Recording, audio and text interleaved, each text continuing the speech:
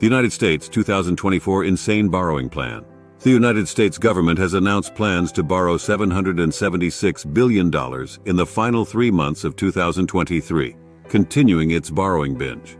This raises several important questions about where the money is coming from, how it will affect borrowing rates, and what impact it will have on interest rates. Firstly, it is important to note that U.S. government borrowing is actually declining in the final 3 months of the quarter compared to the previous quarter. From July to September, they borrowed $1 trillion, making the $776 billion borrowing in the final 3 months seem relatively small in comparison. However, the Treasury has also announced plans to borrow $816 billion during January to March, which is over $100 billion more than what Wall Street estimated.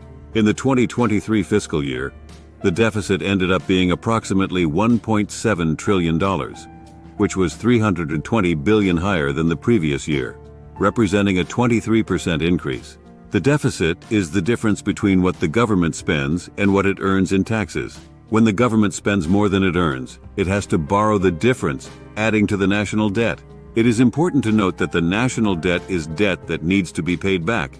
The government borrows money by issuing treasuries, and when those treasuries mature, they need to be paid back by borrowing again. This creates a cycle of borrowing and paying off debt, similar to a credit card balance transfer. Analysts at TD Securities expect the deficit to increase further in 2024, reaching $1.85 trillion.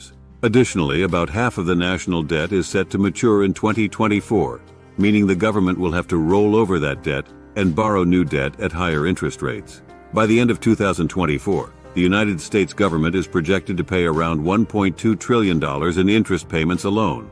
The U.S. government maintains its own checking account called the Treasury General Account. This account saw a record high balance of $1.8 trillion in 2020 due to borrowing money printed by the Federal Reserve.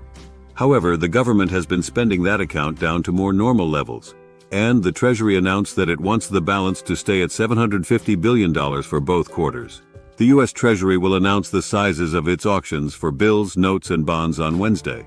If they decide to borrow all at the long end of the curve, rates at the long end will increase. However, they are likely to spread out their borrowing and lean towards the long end of the curve, as they have been relying heavily on the short end recently. The Federal Reserve has a reverse repo facility where financial institutions can earn interest by keeping their cash with the Fed. However, as interest rates on short-term government borrowing have increased, financial institutions have found it more attractive to loan their cash to the government instead. This has led to a decline in the balance of the reverse repo facility.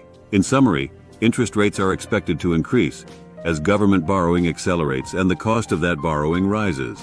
This situation resembles a debt spiral, where the government has to borrow more just to pay the higher costs.